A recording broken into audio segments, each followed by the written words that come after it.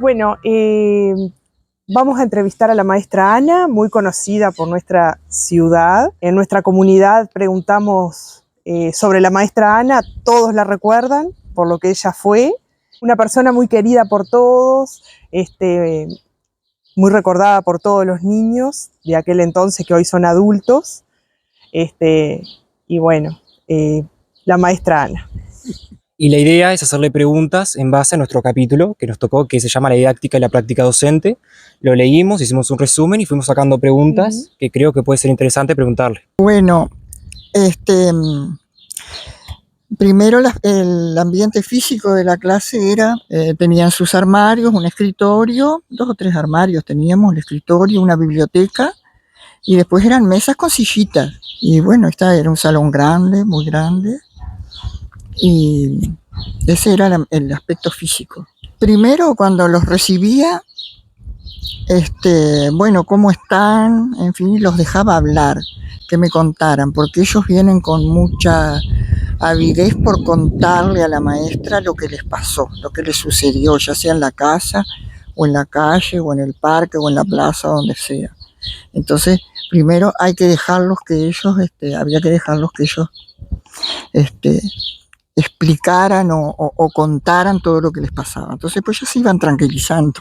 Bueno, muchas veces hacíamos con material didáctico, juego libre en las mesitas, porque también eso los llevaba a ir concentrándose de a poco.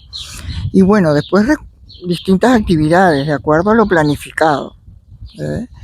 Por lo general siempre se empezaba con matemática cuando ellos tenían la atención más, vamos a decir, concentrada en aquello que íbamos diciendo y que íbamos haciendo. Así que por lo general matemáticas siempre se trataba antes del recreo. Y después por lo general las actividades después del recreo eran o expresión por el lenguaje, o expresión por la música y el ritmo, expresión corporal, que no teníamos educador físico de educación física, sino que la misma maestra hacía expresión corporal, que bueno, es algo parecido, vamos a decir, pero no es lo mismo.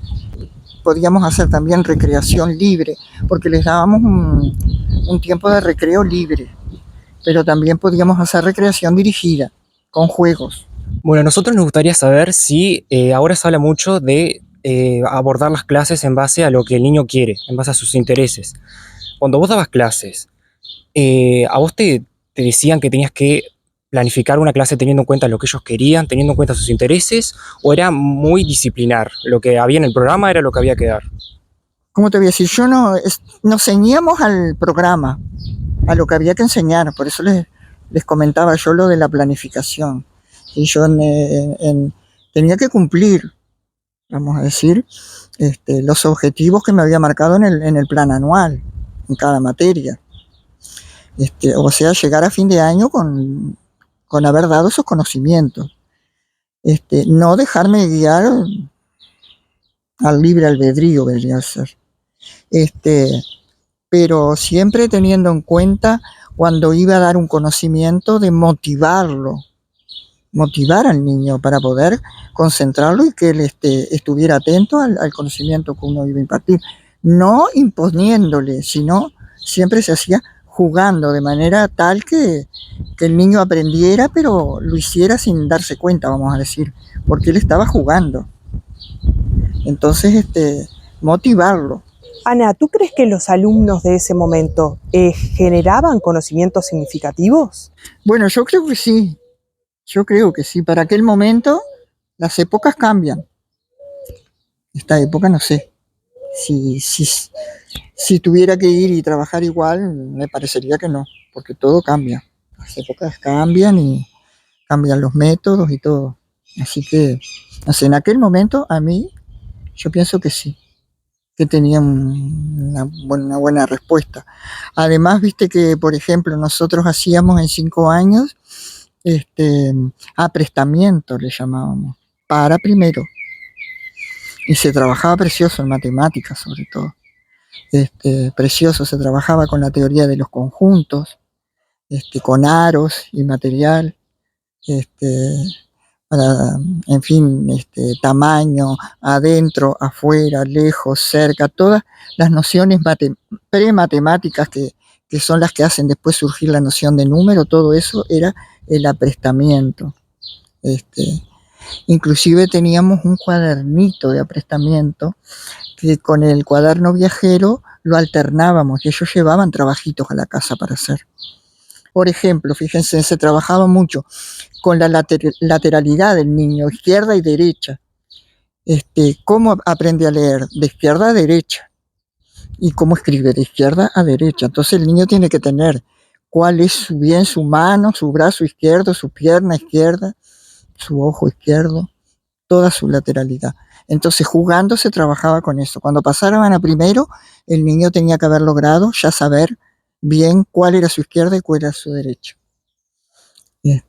para poder aprender más fácil a leer y escribir en primero. Lo que el niño aprendía, lo podía utilizar en su vida cotidiana. Esto tiene que ver con los aprendizajes significativos. Nosotros trabajamos en nuestra materia, neurociencia justamente, y hablamos de esto. Lo que se enseña en el aula, el niño lo puede llevar a sus días en su casa, lo puede utilizar o son aprendizajes que solo quedan ahí, en la institución educativa. Sí, totalmente de acuerdo, que yo pienso que sí, que el niño lo llevaba a su casa, a su vida diaria. No quedaba en el aula cerrada. No era algo, un impuesto ni algo, sino que era algo que al niño le servía. En el momento de tu formación, Ana, tanto en las prácticas o después también cuando te formaste y concurrías todos los días al aula, ¿tenían en cuenta el tema del contexto, de dónde provenía el niño?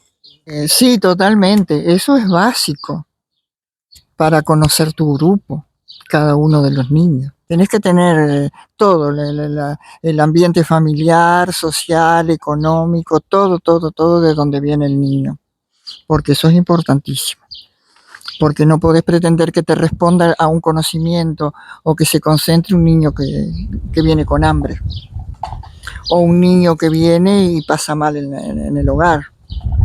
Entonces todo eso es muy importante para que el maestro sepa cómo va a atender a ese niño, cómo lo va a motivar, cómo lo va a ayudar, vamos a decir. Y en la época de practicante también, sí, eso se nos decía siempre, sí, eso se mantenía siempre, que teníamos que tener esa, porque es lógico, porque si no, no todos los niños, vos cuando te enfrentás a una clase hay una cantidad enorme de ojitos que te están mirando y no sabés lo que hay atrás de esos ojitos. Y además los niños son tan sinceros y tan espontáneos que tú te enterabas a veces de tantas cosas y decías, pobrecito, como este niño. Entonces tratábamos siempre de ayudarlo en todo. Por ahí se empieza el respeto por cada uno de ellos y por su entorno, vamos a decir. Una vez tuve una niña, por ejemplo, que me hacía la vida imposible. Se subía a las mesitas, a las sillitas. Bueno, me trastocaba todito el grupo, porque eso sí, que para concentrar un grupo con una niña así. Y yo empecé a observar y a estudiar el ambiente familiar, a preguntar, a entrevistarme con la mamá. Y bueno, y llegamos a una conclusión de que la niña lo hacía porque me llamaba la atención a mí, porque en la casa ella tenía celos con el hermano, muchos celos tenía. Entonces en la escuela manifestaba esa agresividad y la empecé a mostrar mi interés, la empecé ¿cómo te voy a decir? La nombré mi secretaria, entonces le empecé a dar importancia a ella frente a los demás, no sin exagerar mucho, porque ahí también es otra cosa, ¿no? A todos los tenés que contener de alguna forma y no hacer diferencia. Eso es importantísimo. Pero le empecé a dar tareas que ella me ayudaba y se sentía. La niña cambió, se sentía bien ella. La niña cambió.